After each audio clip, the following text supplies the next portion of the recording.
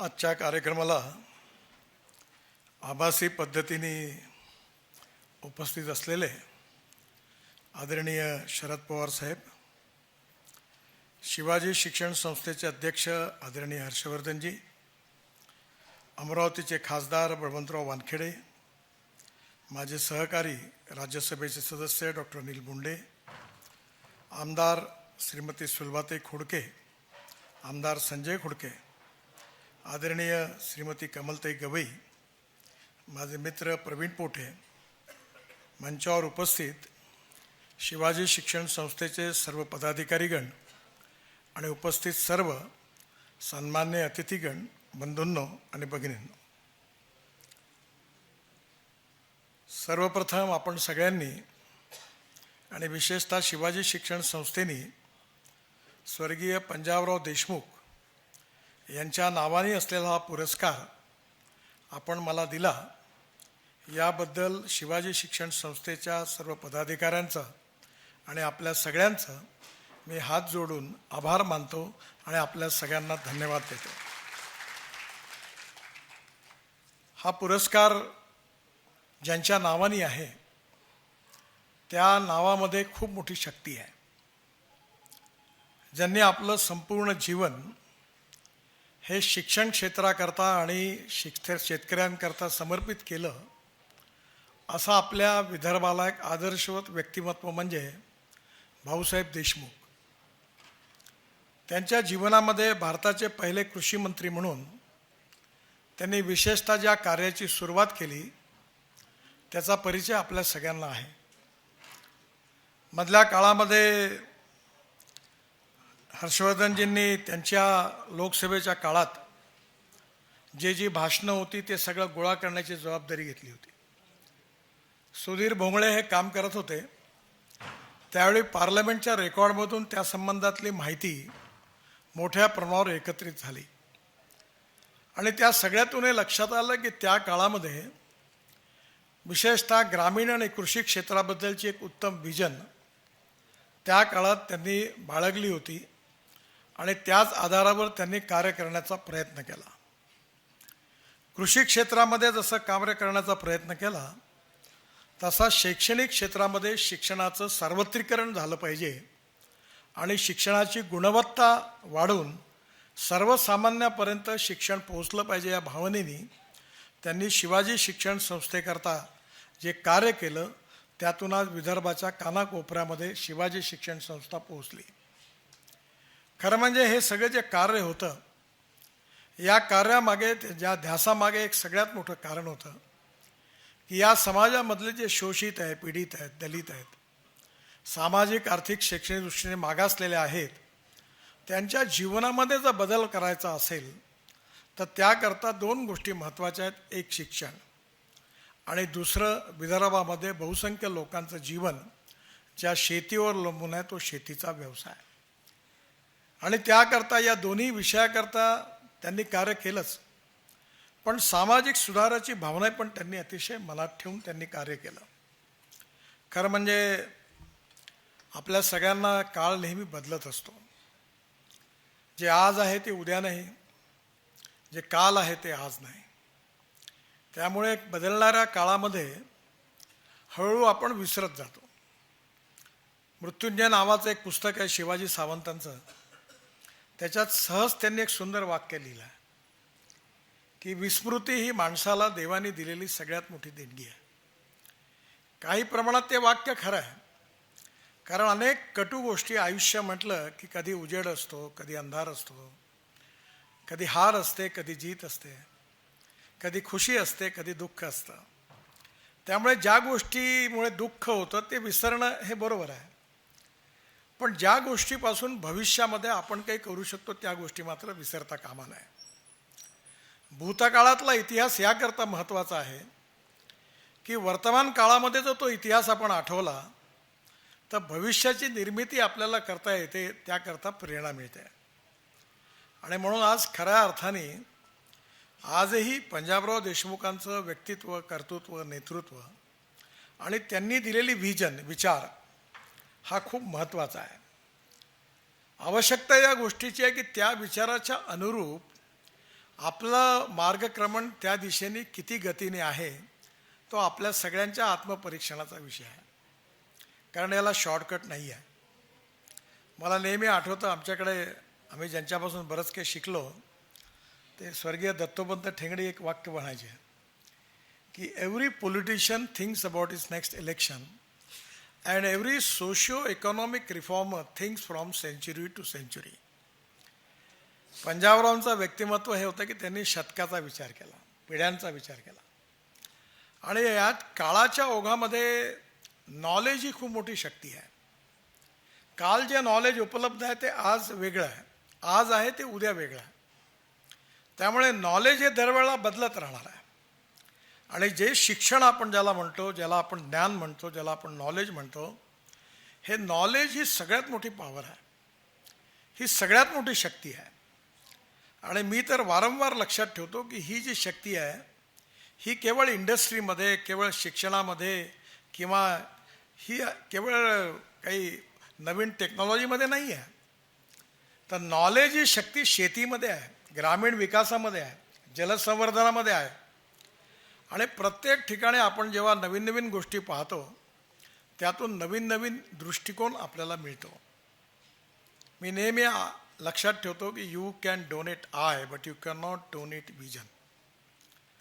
आजकाल अंध माणसाला डोळे दान करता येतील, पण जीवनामध्ये कसं काम करायचं याची दृष्टी प्रदान करणं खूप कठीण आहे. आणि म्हणून appropriate vision for appropriate future हे सगळ्यात महत्त्वाचं आहे. आणि ते पंजाबरावांनी जे स्ट्रक्चर, जी विजन त्यावेळी ठेवली होती, त्यात काळाच्या ओघामध्ये जे स्थित्यंतराने बदल झाले ते ॲड करून भविष्याचा वेध घेणारं उद्दिष्ट पूर्ण करणं ही मला असं वाटतं की ही आपल्या सगळ्यांची सगळ्यात मोठी जबाबदारी आहे. आणि त्यामुळे नॉलेज हे शिक्षणापुरतं मर्यादित नाही आहे, शिक्षण व्यवसाय किंवा नोकरीपुरतं मर्यादित नाही आहे. तर नॉलेज ही खूप मोठी ताकद आहे. बाबासाहेब आंबेडकरांनी शिक्षणाला, ज्ञानाला वाघिणीचं दूध असं म्हटलं होतं. आणि आजच्या नवीन भाषेमध्ये आम्ही नेहमी आग्रहाने सांगत असतो की ज्ञान, नॉलेज जी आहे ही पॉवर आहे.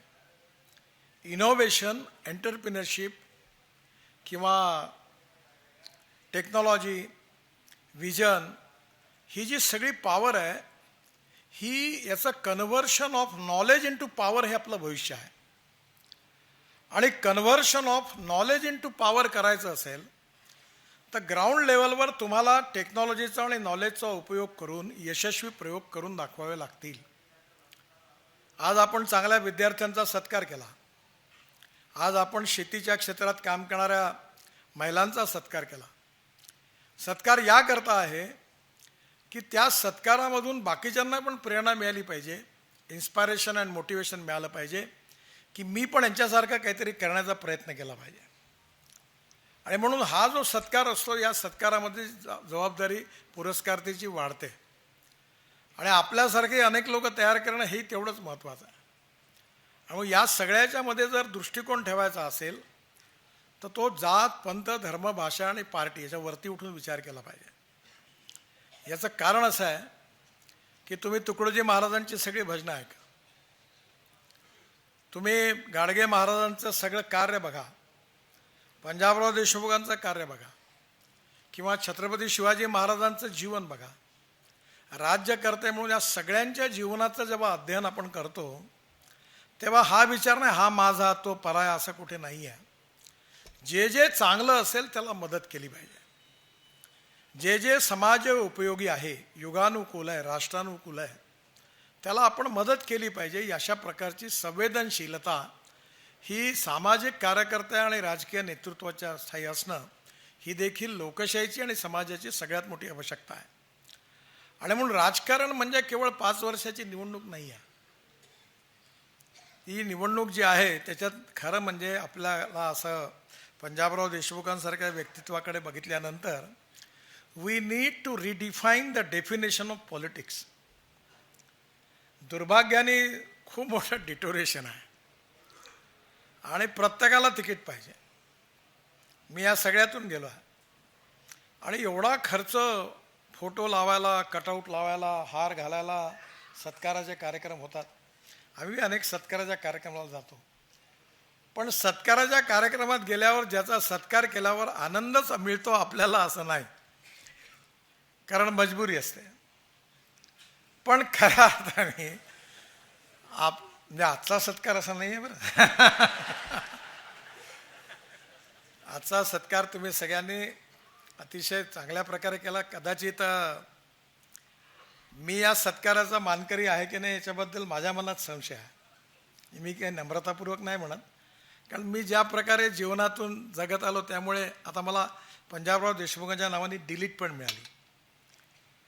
टोटल 11 डॉक्टरेट मिळाल्या, डिलीट्स मिळाल्या, आणि त्यातल्या 5 कृषी विद्यापीठाचे पण मिळाल्या. पण मला नेहमी संकोच होतो की मी जेव्हा 11वीत होतो 75 साली, तेव्हा आणीबाणी लागली आणि मी जयप्रकाशजींच्या आव्हानावर त्यावेळी माझ्या अभ्यासाकडे दुर्लक्ष केलं, आणि त्याचा परिणाम असा झाला की मला 52% मार्क मिळाले.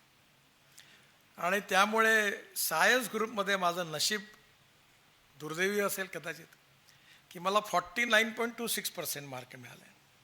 त्यावेळी अमरावती इंजिनिअरिंग कॉलेजमध्ये ॲडमिशन मिळायची.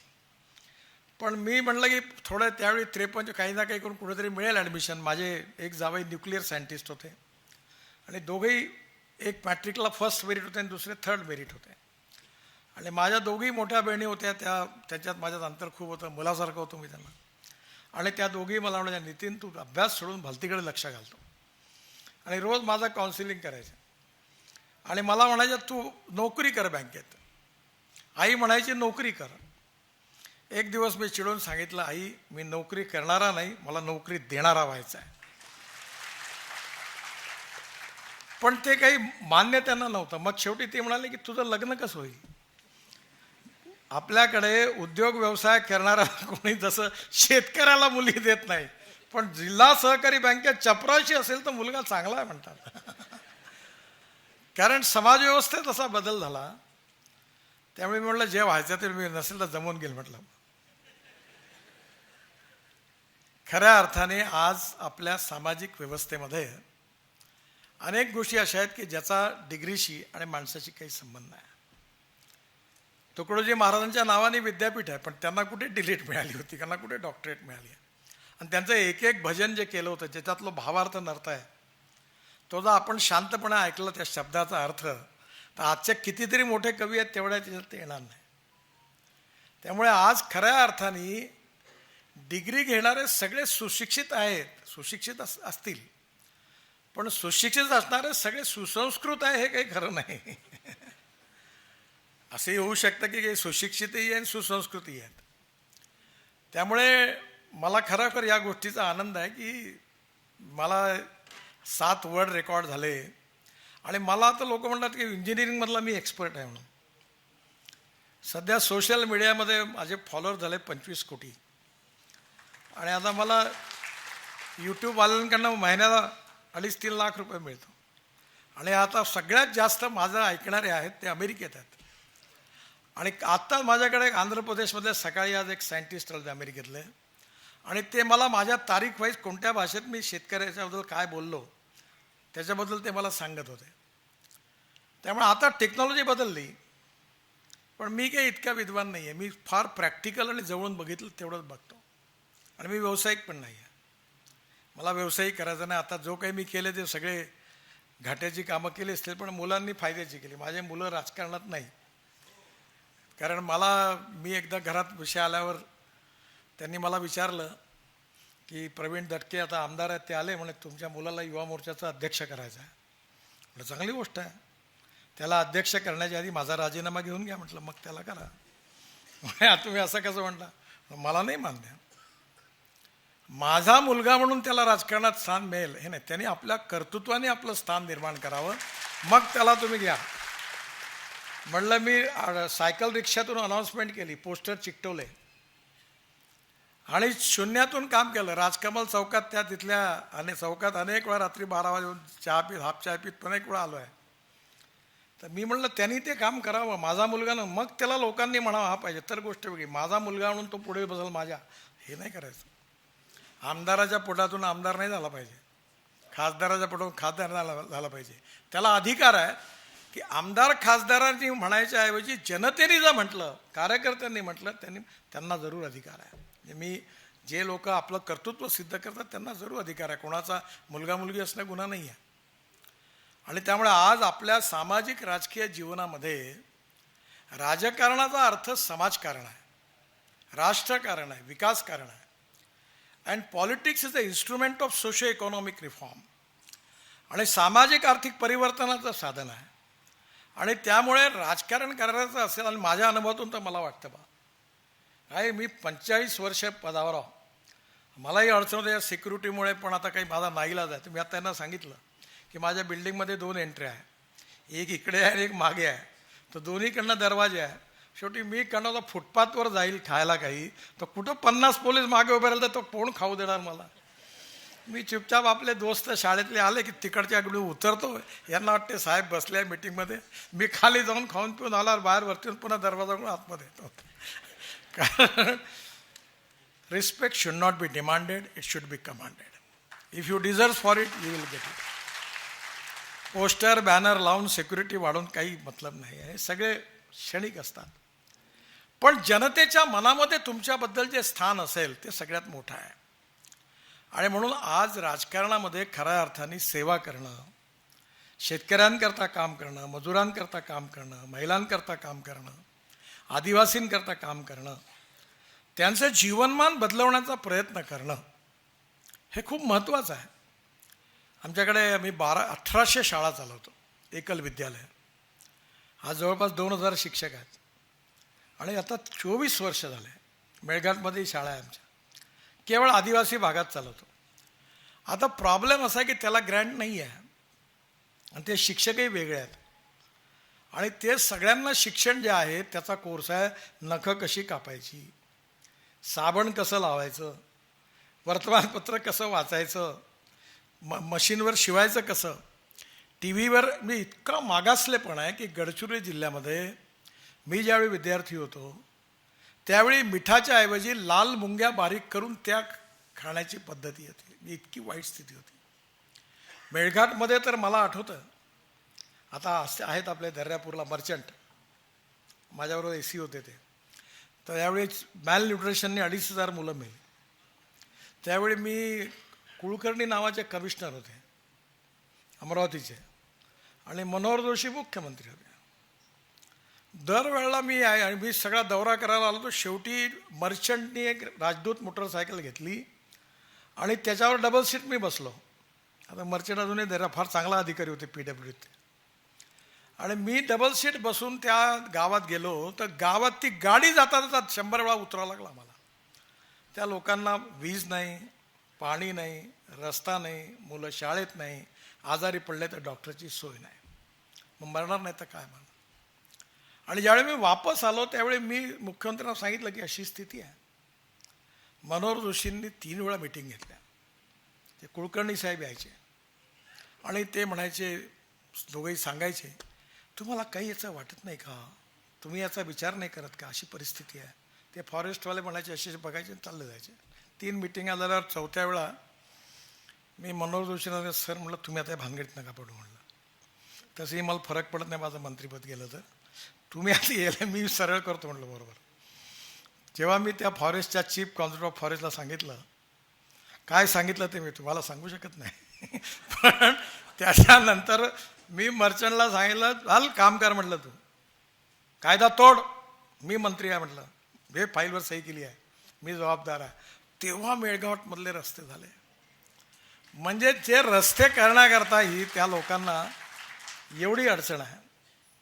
आणि त्यामुळे असे समाजातले अनेक प्रश्न आहेत की जे प्रश्न आपण आपल्या इनिशिएटिव्हनी सोडवू शकतो आणि ते लोकांचे अश्रू पुसू शकतो. ते खऱ्या अर्थाने समाजकारण म्हणजेच राजकारण आहे. आणि हे करणाऱ्याला पोस्टर लावायची गरज नाही. मी सांगितलं लोकांना की राजकारण मी पण लोकसभेत निवडून आलो, मी म्हटलं माझ्या हिशोबाने राजकारण चालेल, तुमच्या हिशोबाने नाही. तुम्हाला मत द्यायचं असेल तर द्या, नाही दिलं तरी चालेल. जो देईल त्याचंही काम करेन, नाही देईल त्याचंही काम करेन. पण मला जे पटलं असेल ते, म्हणजे मी याचा अर्थ कुठे ॲरोगन्सनी नाही बोललो, पण माझे जे कन्व्हिक्शन आहे त्याने मी काम करीन. आणि मला आठवतं लोकांनी सगळ्यांनी मतदान करतात. हे पुढारी निर्माण करतात जात. जनता जातीयवादी नाही आहे, पुढारी जातीयवादी आहे. ते आपल्या स्वार्थाकरता जात उभी करतात. कारण backwardness becoming a political interest. The competition who is more backward. मी गेलो उत्तर प्रदेश बिहारमध्ये आता जातो तर तिथे जसे तुमच्याकडे आपले मराठा कुणबी जसं जोरदार जात आहे तिकडे ब्राह्मण जात आहे. सगळे दंडेवाले आहेत, ते काही पूजा करणार नाही तिकडले. ते दंडे दादा मला गेल्यावर मी एक सभा 40-50 लोक होते. पंडित नितीन गडकरी आहे. मी म्हणलं झाला मेरे पंडित क्यों काय. मी त्याला बोलावलं, म्हणलं ये मेरा पंडित करके नाम क्यों ले रहे हो आप, आपको पता नहीं. बोले पंडित अटल बिहारी के बाद हमारे ब्राह्मणों के दिल में अगर कोई नाम है तो नितिन गडकरी का नाम है. बोले आप है. मतलब ये जो भी नाम होगा आपका, मेरा नाम पंडित करके नहीं लेना, मुझे नहीं करना, ये मैं नहीं करूँगा. म्हणजे खऱ्या अर्थाने इतकं खालचं वातावरण जे आहे ते वेगळ्या कारणाने बदललं. ते बदलवण्याची जबाबदारी आपल्या सगळ्यांची आहे. की माणूस हा जातीने मोठा नाही आहे, गुणांनी मोठा आहे. या समाजातली छुवाछूत, अस्पृश्यता, जातीयता समूळ नष्ट झाली पाहिजे. आणि मी कमीत कमी माझ्या व्यवहारात ते ठेवता कामा नये. या दोन गोष्टीमध्ये जर सुधारला तर हळूहळू समाज बदलणार आहे. आणि म्हणून पंजाबरावांनी शिक्षणाचा प्रचार करून शिक्षण लोकाभिमुख केलं. आणि शेतकऱ्यांचा करता त्यांनी जी महत्त्वाची कळकळ होती त्याच्यामध्ये आता हर्षवर्धनजी माझी तुम्हाला एक विनंती आहे की पंजाबरावांनी सांगितलेलं स्पिरिट जे आहे ते तेच आहे. पण शेतकऱ्यांच्या कल्याणाची आता योजना बदलली आहे, पद्धती बदलली आहे, टेक्नॉलॉजी बदलली आहे. आम्ही आता मोठं नागपूरला पंजाबराव देशमुखाच्या नावाने 450 कोटी रुपयाचं ॲग्रो कन्व्हेन्शन सेंटर बांधतो आहे. त्याचं एकदा डिझाईन तुम्ही बघा. आणि आता शेतकऱ्याला प्रशिक्षित करण्याची गरज आहे. आणि मी जेव्हा ठरवलं की आता जेव्हा करायला लागतं की प्रत्येक गोष्ट आपण केल्याशिवाय लोकांना सांगितली तर लोक विश्वास नाही ठेवत. आता काळ बदलला, टेक्नॉलॉजी बदलली आणि त्याच्यामुळे शेतकऱ्याला येणाऱ्या काळामध्ये, जसं आता ही फिल्म आपण बघितली, सिद्धराव आम्ही बरोबर होतो, एका एकरामध्ये 340 संत्र्याची झाडं आहेत इथे स्पेनमध्ये. व्हॅलेन्शियाला गेलो होतो आम्ही. आणि आपल्याकडे 100. त्यांचं एकरी उत्पन्न 25 ते 30 टन, आपलं 4 ते 5 टन. कसा शेतकरी पुढे जाणार. आपलं उत्पन्न वाढवलं पाहिजे आणि उत्पादन खर्च कमी झाला पाहिजे. याची टेक्नॉलॉजी आपल्याला शेतकऱ्यांपर्यंत शिकवली पाहिजे. आपल्या नर्सरी ज्या आहेत त्या बऱ्याच अर्थीची कलम तयार होते, ते आम्ही बघितली. किती सायंटिफिक रीतीने कलमा तयार केल्या त्यांनी. त्यामुळे येणाऱ्या काळामध्ये आपल्याला कृषी क्षेत्रामध्ये विदर्भ कमीत कमी सुखी समृद्ध संपन्न झाला पाहिजे. परवा माझ्याकडे प्रतापराव जाधव आले. बोलता बोलता असंच गप्पा मारत असताना पार्लमेंटमध्ये आले होते त्यांच्या कामाकरता. ते म्हणाले, अहो आमच्याकडे मका खूप लागला. म्हटलं फार चांगलं, कारण मक्याचा भाव, इथेनॉल बनायला सुरुवात झाली. तो 1200 रुपये क्विंटलचा भाव 2600 रुपये क्विंटल झाला. तेवढे ते नाही झालं. तुम्ही म्हणे आमच्याकडे जे नदी नाले खोलीकरण केले, तलाव बांधले तिकडे बुलढाणा जिल्ह्यात, बुलढाणा पॅटर्न म्हणून, त्याच्यामुळे सगळ्याच्या विहिरीला पाणी आलं. अनेक विहिरींना पाणी आल्यामुळे आमच्याकडे आता 2-2 पिकं सुरू झाले, इरिगेशन सुरू झालं आणि आता सगळे लोक वलित करायला लागले आणि त्यांचं उत्पन्न वाढलं. पंजाबराव कृषी विद्यापीठामध्ये आम्ही 36 तलाव बांधले. 350 एकर जमीन, 3500 एकर जमीन पाण्याखाली आली. आता मी दर जिल्ह्यात सांगतो की आता तुम्ही या, मी फुकट तलाव बांधतो, जिथे नॅशनल हायवेचं काम आहे, आम्हाला माती पाहिजे, तुम्ही आम्हाला माती द्या, आम्ही तलाव बांधून देतो. हळूहळू याच्यात आमदार, खासदार, जिल्हा परिषद सदस्य, पंचायत समिती सदस्य, राजकीय कार्यकर्त्यांची ओनरशिपच नसेल, त्यांचा इंटरेस्टच नसेल, तर मग ही योजना यशस्वी नाही होऊ शकत. ज्या ठिकाणी त्यांनी, माझ्या मतदारसंघात मला इतके तलाव करायचे आहे, इतकं जलसंवर्धनाचं काम करायचं आहे, या संत्र्याच्या बगीचे हे करायचे. मी इतकं तुम्हाला सांगतो, माझ्याकडे ऑर्गॅनिक तूर लावले, माझी पत्नी शेती बघती, पण MSc आहे. आम्ही आमच्या गावालाच जातो, जेव्हा तर मी गावाला नेहमी असतो. मला खूप आनंद झाला. ऑर्गॅनिक असून यावेळी मला 5 एकरामध्ये 74 क्विंटल तूर झाली. जवळपास 14 क्विंटलचं ॲव्हरेज ऑर्गॅनिक, आणि ऊस 88 टन झाला एकरी. आणि माझ्याकडे ग्रीन हाऊसमध्ये वांगे, शिमला मिरची सगळ्या भाज्या तयार केल्या. आता मी ऑर्गॅनिक बाजार नागपूरला सुरू करतो आहे की शेतकरी डायरेक्ट भाजी विकणार. तर एवढी टेक्नॉलॉजी बदलली आहे की आज आपण त्याची कल्पना, पण ही टेक्नॉलॉजीचं ट्रान्सफॉर्मेशन होतच नाही. कारण कृषी विद्यापीठं, कृषी महाविद्यालय, लेक्चरर्स यांचं काम आहे की यांनी लोकांना बोलवलं पाहिजे, ते ट्रान्सफॉर्मेशन त्यांच्याकडनं झालं पाहिजे. ते होत नाही. ज्या प्रमाणात पाहिजे त्या प्रमाणात होत नाही. मी एकदा पंजाबराव कृषी विद्यापीठाच्या VC साहेबांना सांगितलं होतं की जोपर्यंत एका एकरमध्ये 12 क्विंटल सोयाबीन होत नाही, मला काही सांगू नका म्हटलं, मी नाही ऐकत तुमचं काही. आणि मी तर म्हटलं, मी या मताचा आहे की तुम्ही बीट सीड तयार करा, तुमचा ब्रँड तयार करा, विका, तुमचे पगार काढा. तुम्ही तुमच्या विद्यापीठामधून जर तुम्ही चांगलं सीड तयार, तुम्हाला पैसे मिळतील आणि तुमचे पगार सरकारी पैशातून देतो, जरूर देऊ. 5वं वेतन आयोग, 6वं, ते पाहिजे ते का, परफॉर्मन्स दाखवा. Financial audit is very important, but performance audit is more important than financial audit. तुम्ही या गोष्टीमध्ये जर तुम्ही आम्हाला सहकार्य कराल तर प्रगती होईल. आणि त्यांनी आता यावेळी पुष्कळ नवीन प्रयोग केले. येणाऱ्या काळामध्ये आपल्याला विशेषतः शेतीच्या क्षेत्रामध्ये उत्पादन खर्च कमी करणं आणि उत्पादन वाढवणं, क्वालिटी चांगली करणं आणि मग मार्केट उपलब्ध करणं. आता मार्केट उपलब्ध करणं आपल्या हातात नाही आहे. बघा, आपण जगाच्या किती मागे आहोत. जगात कुठेही संत्रा ट्रकमध्ये टाकून विकायला मार्केटमध्ये नेत नाही. हे आपला देश आहे का? इथे आपण नेतो, तो काय किती दलालीमध्ये, दलाली तर घेतोच, अजून 10% याचे का, 5% त्याचे का, आणि काही सडतात, काही फेकतात. आपल्या छोट्या संत्र्याला किंमत नव्हती, आता रामदेव बाबांनी टाकला 18 रुपये किलो, म्हटलं 22 रुपये करा. नांदेडवाल्यांनी भाव वाढवले. म्हणजे मदर डेअरी आमच्याकडे आली तर दिनशापासून तर हल्दीरामपर्यंत 3-3 रुपये लिटर भाव वाढले. पण ती नसती आली, त्यांनी नसते वाढवले. त्यामुळे येणाऱ्या काळामध्ये आपल्या छोट्या संत्र्यालाही मार्केट आहे. आणि आपल्याला त्या टेक्नॉलॉजीज आपण आत्मसात केली तर आपल्या कलमा लावून देखील आपण 20 टनापर्यंत, 15 टनापर्यंत गेलो, उत्पन्न तिप्पट झालं, तर त्याला मार्केट पण आहे. पण या संदर्भामध्ये खूप प्रयत्न करण्याची आवश्यकता आहे. मला कधी कधी थोडं दुःख होतं. मदर डेअरी आणली, सगळेजण पश्चिम महाराष्ट्रामध्ये आपण बोलतो आमचा विकास नाही, तुमचा, आम्ही मागे व्हावं. तुम्ही का मागे आहात? आता एका कोल्हापूर जिल्ह्यामध्ये 95 लाख लिटर दूध एका जिल्ह्यात होतं. सांगली जिल्ह्यामध्ये 85 लाख लिटर होतं. पुणे जिल्ह्यामध्ये 78 लाख लिटर होतं जिल्ह्यात. आणि अख्ख्या विदर्भामध्ये सगळे जिल्हे पकडून 50 लाख लिटर नाही दूध होतं. कोणी थांबवलं आपल्याला? आपल्या इथे आज अनेक ठिकाणी आता 550 कोटी रुपयाचा मदर डेअरीचा प्लॅन्ट सुरू केला, काम सुरू झालं. आम्ही धाराचा प्लॅन्ट सुरू करायला लावला की इथल्या सोयाबीनला भाव मिळावा म्हणून, त्याचंही त्यांनी काम सुरू केलं. पण आपल्या इथला शेतकरी, जर तुम्ही आपल्या इथल्या गायी पाळणार नाही, त्यांना बरोबर योग्य प्रकारचं सिमेंट वापरून त्या गायी चांगल्या गोऱ्या होणार नाहीत, त्यातून 15-15 लिटरच्या गायी तयार होणार नाही, दूध वाढणार नाही, मग नेपियर ग्रास लावून तुम्ही त्या हिरवा चारा वर्षभर पुरवणार नाही, सगळं आहे. पण कुठेतरी याच्यामध्ये इंटरेस्ट झाला पाहिजे. आणि याच्यात जर ओनरशिप आली, इंटरेस्ट आला, इनिशिएटिव्ह घेतला गेला तर चित्र बदलायला वेळ नाही लागणार. मी आत्ता सहज सांगत होतो की विदर्भामध्ये 10,000 कोटी रुपयाची केवळ संत्र्याची इकॉनॉमी डेव्हलप होईल. मदर डेअरीच्या मार्फत दुधाची इकॉनॉमी एवढी मोठी आहे. मी तर हे सगळे प्रयोग करतो, माझे घाट्याचे प्रयोग होतात, मुलं फायद्याचे प्रयोग करतात.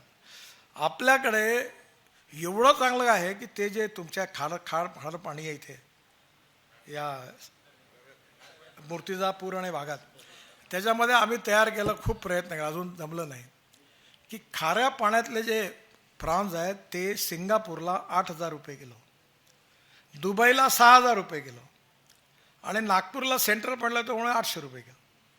6,000 मालगुजारी तलाव आहे आपल्याकडे विदर्भात तिकडे. आणि मी अनुभव होता, आम्ही माझ्या मुलांनी 300 कंटेनर फिश समुद्रातलं घेऊन सर्बिया नावाच्या देशात एक्सपोर्ट केला. तुम्हाला विचारायला आला की आपण हे करायचं का? म्हणलं आपल्याला काय द्यायचं, तू थोडी आणतो, म्हणलं याचा घ्यायचं आणि त्याला द्यायचं, तू कर. आणि एकदा अनुभव घे की आपल्याला काय कसं सांगता येईल लोकांना की कसं करता येईल. प्रत्येक ठिकाणी पोटेन्शियल आहे, पण यशस्वी उद्योजक, उद्यमशीलता, एंटरप्रिनरशिप इज व्हेरी इम्पॉर्टंट.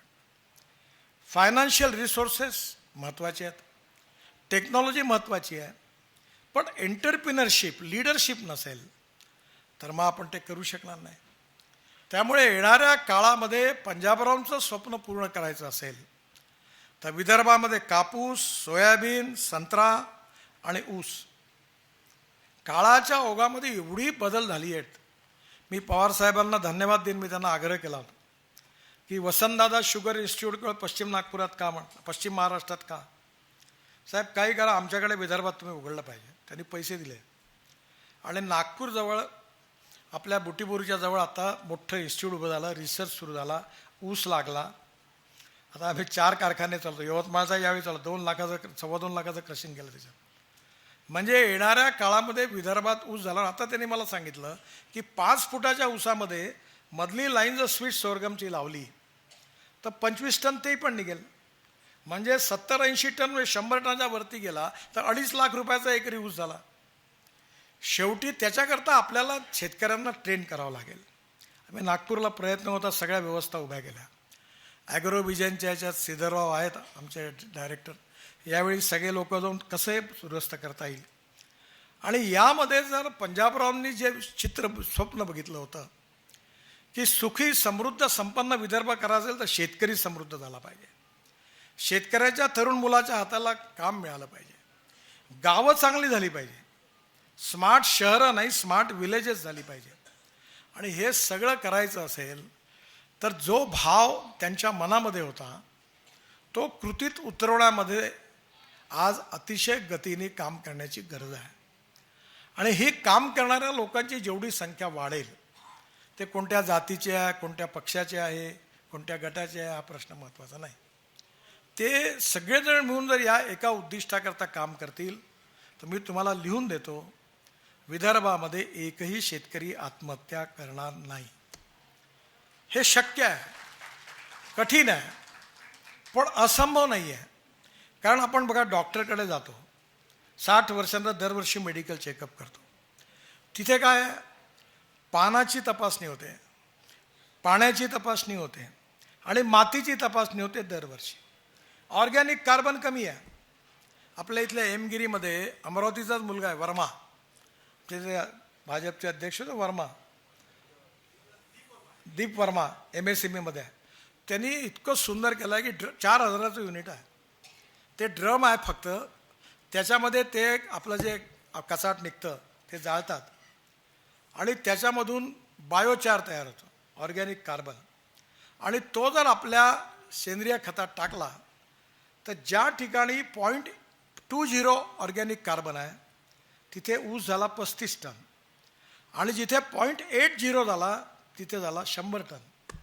आता हे आपल्या प्रत्येकाच्या शेतात कचाट आहे, निंदलं की निघते, वाळवलं की जळते.